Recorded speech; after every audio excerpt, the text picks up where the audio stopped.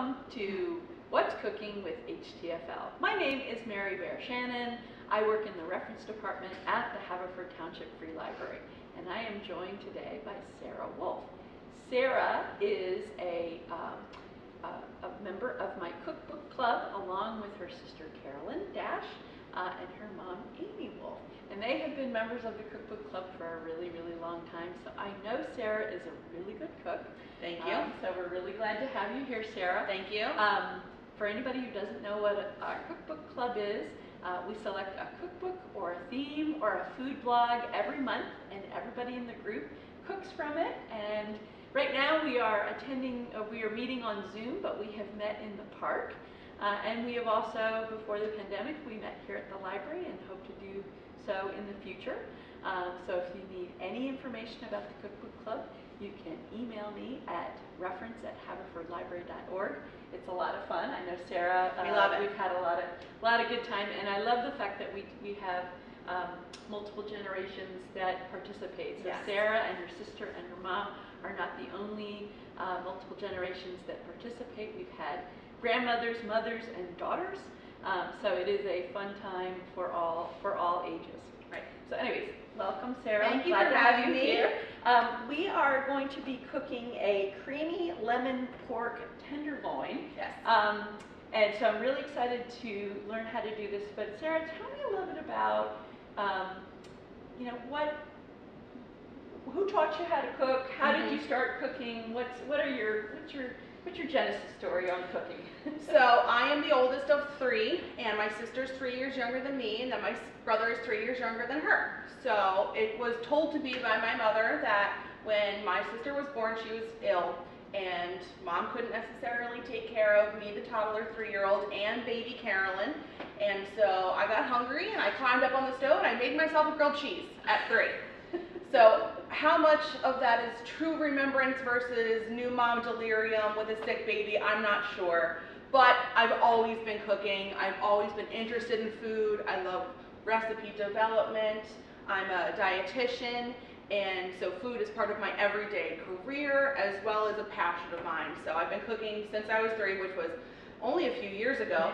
And I love family dinners that we have every Sunday. We try new recipes, we get together. I'm a whole family foodies, so it's a lot of fun. And you have 3 young daughters, they're triplets, and I'm sure they have a discerning palate. I have some that will eat anything, I have some that will eat mostly anything, and I have one that'll eat whatever's got sugar in it. So there you go. I got a little bit of everything. I had one that was ketchup. Yes, well, ketchup is a food group when you're under 5. A food group. Yeah. All right, so Sara, tell me what are we first going to do here on this recipe? So this recipe came from a cookbook, the Pride of Peoria, the 1980 edition. So my family, where I was born, was in Peoria, Illinois. And so my mom got this cookbook, and this is an adaptation from one of the books one of the recipes that's in this book. And a lot of it's just, very simple cooking, home family recipes. But this one's really unique, and we've never seen anything else like it. And I grew up eating this. And even looking on things like Pinterest and other websites, you don't see anything that has this combination of mushrooms, green onions, pork, and a creamy lemon sauce. So it's really delicious. It's great served over rice, but you can have it with noodles or mashed potatoes or whatever you want. It's fancy enough for guests, but it's also easy enough for a weeknight. So it's really delicious. And everybody likes it in your family? Everybody likes it. Crowd pleaser? It Okay. is. Yeah. Good. Yes. That's always important. Yes. So, yes. And what do you usually eat over? We usually put it over rice, but you can have white, brown, wild, whatever. It goes well. Something like that. Yeah. Okay. So tell us what you did a little bit of prep before you got here. Tell us a little bit about the meat. So you use a pork tenderloin, and you slice it about ½ an inch thick. So I just got 1 pork tenderloin. You can easily multiply this recipe and do as much as you want. So this is a pork tenderloin, one sliced about ½ an inch thick, and you marinate it in a combination. So our camera can see it. Yes, you marinate it in a combination of oil, and I use just canola or vegetable oil, and soy sauce. And after you stir up that oil and soy sauce, it really does emulsify well. So it does stay, not separated, and it does really marinate that meat. And how long do you keep that? A couple hours. know, I had it in for about 4 hours today. I wouldn't say you need to marinate it overnight because the pork really does suck up that marinade nicely. So just a little while. So it has good flavor. It has great really flavor. Okay. Yes, great so flavor. now that it's been marinating for a number of hours, what do you do next? Okay, so we blot that meat with paper towels to kind of get the extra moisture off.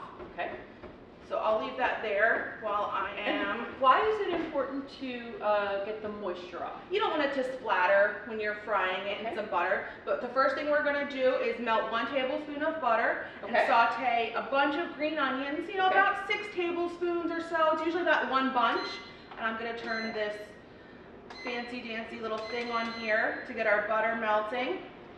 And I guess the other thing about moisture is that then if it's too moist, it doesn't brown. It won't brown, exactly. And we like that brown caramelization. That's where you're going to get tons of flavor. Yeah, okay. Yes. So I think I remember that in the Julia when they were talking about making her Julia's favorite beef bourguignon. Yes, it's called the Maillard reaction when you get browning. Oh my goodness, there's a very fancy term for it. I had no idea. Yeah, browning means flavor.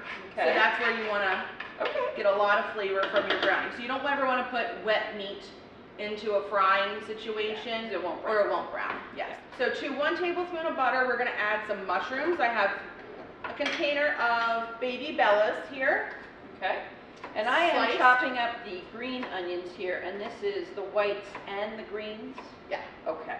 That's fine, as much as you like. Okay. So I always say there's never enough onions. And green onions are a different flavor. Mild. They have a freshness to them. They are very fresh. And this is a meal that you can really have all season long. Yeah. It seems like, this seems like a perfect for, a winter day like today. Mm-hmm. But I could also see you having this in the, spring, summer. Exactly. As well. So we're going to get You're not slaving over a stove or No, you're not. This is a pretty quick thing to come together. Okay. So we're going to get these mushrooms browning here in a second. There it goes. I wish I was a better chopper. No, mushroom liker. I have to admit, me too. Yeah, I have people in my family that love it, and when we get to their birthday, they say mushrooms, and I go, okay. I'm the same way. I know that people like them. Yeah. I know that the flavor is nice, but I don't necessarily need to eat them either. But I have lots of family members that love mushrooms. Yeah. So and it makes them happy. I sacrifice and let them have their mushrooms. You can have those in. Yeah, we'll fill fill that all up together for just a few minutes. Get a little bit of browning on here too. Okay. That's great. From our time at the Cookbook Club, your Sunday night dinner is pretty famous. Yes. So tell me how that started. It's always been a thing, even from young childhood. Luckily, my family all lives close together. I live in Westchester. My parents live in Havertown. My brother lives in Berwyn, and my sister lives in Havertown as well. So we're all close enough that we see each other, if not just once a week, but several times a week. And we've started having themes on Sundays. Nice. So this Sunday, dinner is at my house, and it is the theme of I wish it was the summer. And so I'm making ribs. I'm making oven ribs because I am not about to go stand outside to do grilled ribs. And clean up your grill. Yeah, I don't even want to dig it out. Though after a couple of days, I think it's supposed to be warm enough. But I still don't want to have to do that. So I'm going to do some oven ribs. My brother is going to make some baked beans and an ice cream cake. We've got some cornbread coming. I'm sure someone's going to dig up a fruit salad. And so all of the folks in my family are cooks. Okay. So, and it reaches as far as aunts, uncles, grandparents, and what I'm very fortunate. What has been your favorite theme that you all have done? Oh boy. Do you have a favorite? Sometimes we do whatever we're making for Cookbook Club. We bring that because we meet up for Cookbook Clubs on Mondays. So oftentimes when we're doing Cookbook Club on Zoom, whatever your Cookbook Club recipe is, we'll do that. Okay. And we're not afraid to experiment with recipes on a large group of people. Yeah. They say that you should never make a new recipe for the first time for guests, but families different. It's just family. Yeah, and we're like, oh, this is great. And a lot of times, things have become our regulars from Nice. Cookbook Club, Very which is really great. Yep. And it was my understanding that when, at the height of the lockdown, you all were meeting by Zoom as well. Yeah, we would have family Yeah. dinner on Zoom, Which and is hard. which is hard. We're like, what are It's you hard. eating? It's What hard- are you eating? It's hard to have Cookbook Club from Zoom, let alone It a is family pretty dinner from torturous Zoom. Yeah. to see somebody else making something, and you're like, I wish I could taste that right now. Yeah. Yeah, that's pretty hard. It's Yeah. pretty hard. But having the park over the summer was great. To be Yeah. outside, not have to worry too much about being inside.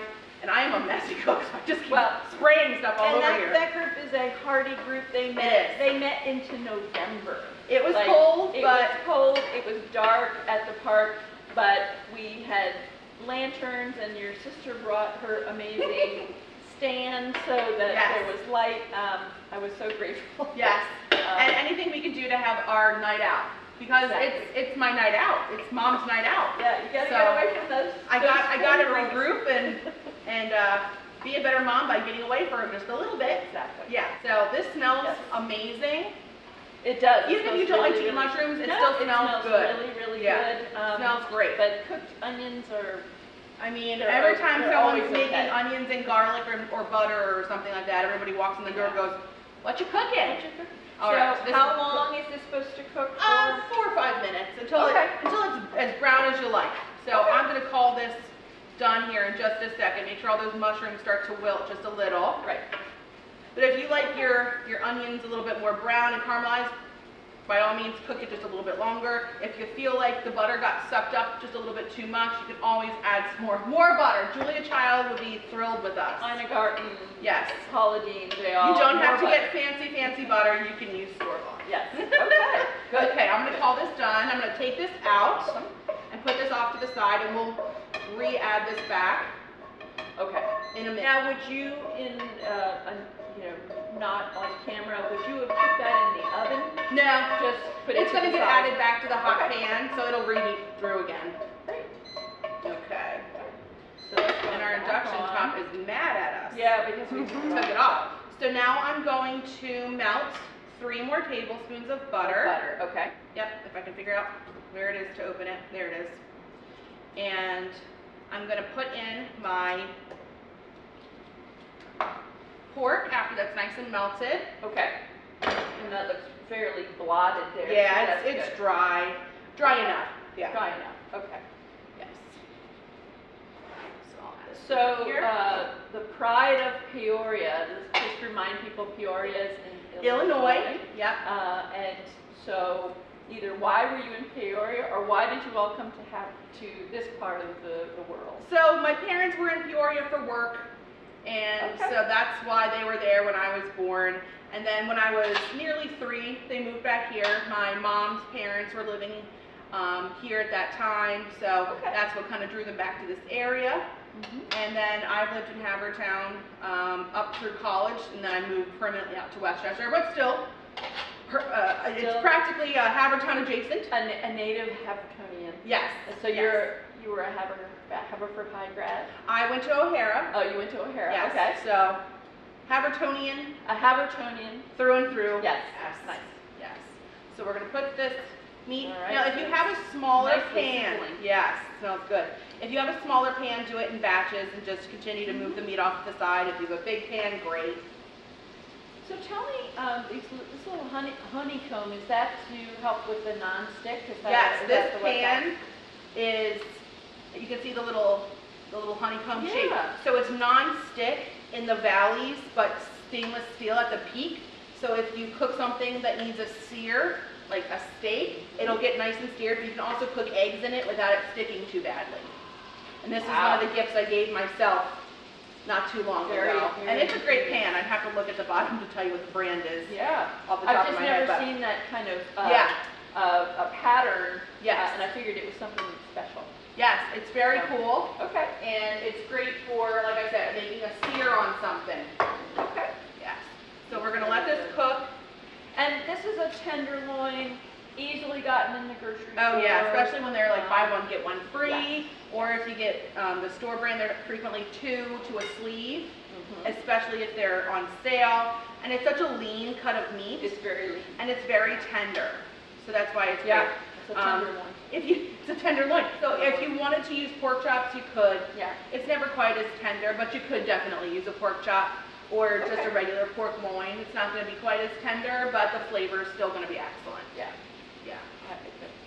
I'm salivating here. Yeah. Totally What's not to like, right? And it's such a different flavor after you mix in the lemon. So you're going to do 3 to 4 minutes on either side, and then okay, and then so we'll get to the next thing. Yes. So you're a nutritionist, and what would you say? Do you think that your love for cooking brought you to nutrition, or it was actually my mom's suggestion back in high school, and I'm like, okay, well, what's next? I thought about a lot of things. I thought about, okay, I can go into food photography, would have been really cool. I thought about going into like the magazine business, doing recipe development for somebody. And it doesn't mean I can't someday decide to do something else, but I definitely wanted to know, what do I want to be when I grow up? Right. That's what my grandmother says all the time, and I'm not going to say how old she is, but what do I want to be when I grow up? And so I combined my skills in science and my love of food into nutrition, and I have my bachelor's in nutrition and dietetics from Immaculata University, and I got my master's in nutrition education from there as well. And I've been working as a dietitian for 15 years for Mainline Health. Yeah. Awesome. And I'm also a adjunct professor at Delaware County Community College for, it's mostly nursing students, but it's a nutrition class, so anybody can really take it. I have had a couple of people that are taking it as an elective. Good for them. You have an English major taking nutrition just because they wanted to learn. But it's mostly nutrition, nursing or allied health students in my class. Right. But other than that, I'm busy enough to have enough jobs. With triplets. Yes. Yes. Who will be in kindergarten before I know it, so then I can have more time to cook some interesting things and go to the store without help. So in our cookbook club, you and your mom and your sister have been in the cookbook club a long time. Do you have a favorite cookbook we've ever done, or a couple of favorites? I loved the Moosewood cookbook, a vegetarian cookbook. Yep. It was awesome. Yes. I really loved it. And we have many of the Moosewood cookbooks in our collection. I liked that one too. It was delicious. I loved Ina Garten. Anything with Ina Garten. That was, and Julia Just don't Child. watch your show. Yeah. And Julia Child's book was great too. We've bought several cookbooks too from the recommendations from, after we've done it, we're like, ooh, we should really get this. But I've also had a chance to go outside my comfort zone with cooking a couple of times, especially ingredients that you don't see as often. Indian cooking or Chinese cooking, where you're looking for something very specific. I've gone as far as to order things online just because I can't find a spice, and I'm like, okay, well, I want to get a hold of this somewhere. I think we've done a lot of different ethnicities. We have. We've done Israel, we've done Mediterranean, we've done, the only thing that you all said no to was Russian. Actually, Georgian. I had a book from Georgia, and you all said, we'll pass. It's a little bit wetter. Sorry, I would normally from Georgia. This is a little bit wetter than I would normally have it. All right. But that's okay, because we're going to add back in. It looks very saucy and lovely. I'm going to add back in the juices from the... Okay. And bring them back up to temp? Or, just let them kind of mix into for just a second. Okay. And then I'm going to add about a teaspoon, a little bit less, of salt. And I do that fabulous eye measurement. Yep. So this is really to taste. So if you're not a salty fan, certainly don't add so much. I'm doing about a half, 3/4 here. Okay. And then I'm going to add some salt, and some pepper. I'm sorry, some pepper. Okay. Wow, that looks really, really good. I think your girls are going to be eating well tonight. I think so. And then I'm going to pour in pepper. Yep. And about a cup of cream. Okay. Another fabulous eye measurement. And then we're gonna let that come back up to 10 and let Okay. that thicken just a So bit. the cream and the butter are going to help thicken it. You Yes. don't have any other thickening agents in here. No. Okay. And you really like the sauce on rice or pasta to kind of like sink through Soak it up. and really get absorbed by those Okay. great starches. Now, do you bring that back up to A nice simmer. A simmer. Okay. Yeah. Okay. Wow. So it looks really nice. And then the last thing is to just add your lemon and give it a good stir, and then you're done. And I'm sure that gives it a nice fresh taste. It's so different. Yeah, Mhm. it's really different, and it is fresh. So like I said before, it's really great for, this could easily be your Easter meal. Yep.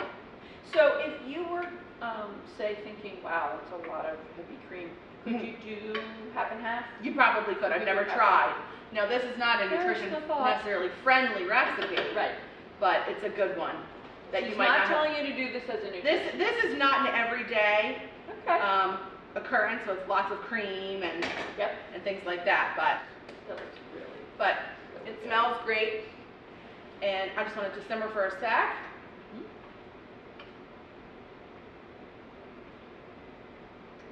And because we had so much liquid in the pan before, Mhm. I don't know that we'll get too much thickening. Gotcha. Cooking on a different type of top changes how the it recipe does. goes It too. does. And when you're not at your own home, in your own stove, or your own oven, it is different. So at home, you could always pour off some of the liquid in the pan, or you could add a little bit of cornstarch to thicken it up. Yeah, okay. You know, you were talking about Julia Child and Ina Garten. I think the thing that the group seems to like about Ina Garten is that her recipes are really well tested. And that makes all the It difference. does. Good editing is really, really important. I feel like the most unhappy that group is when we get a cookbook that it just doesn't turn out the way it says it's going to turn out. Or it's listing an ingredient that's not listed in the instructions, or vice versa. Yeah, and you get ready to cook and you're like, Why do I still have this radish over here? or I don't know what that was for. I don't have X, Y, and Z. Right, so, yeah. right. And that's really important. So Okay, now I'm so going to now add you're about gonna 3 tablespoons of lemon juice. Okay. And you can use fresh, you can use the stuff out of a jar, whatever you like, Okay. whatever is easy for you. If you happen to have lemons around, that's great. Okay. And then how long do you then cook that? This is just a stir in and then you're done. So again, Okay. this is thinner than I would want it, Okay. but you can always thicken it up a little bit, Yeah. and then we're pretty much done. So now the proof is in the pudding. We are going to do 2 plates here, and we will do a taste test. You may need a knife and a fork, so I'm going to do that. So Thank let's you. give that a- And you're not pressured to eat your mushroom. That's my little secret. That's no longer a secret. That's okay. Don't eat So- anything that you don't like. I know. That's I a know. waste of calories when you could always eat There something you that go. you do like. All right, so here we go. Oh, this looks so tender. It's Oh, delicious. Love the sauce. Got that freshness of the lemon. I love the green onions. And I will try a mushroom. To me, it's the texture. It's the texture.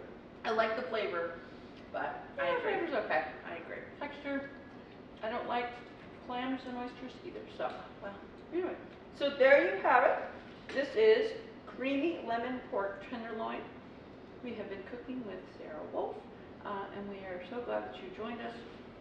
Join us every month for What's Cooking with HTFL, and thank you for joining. Have a great day. thanks.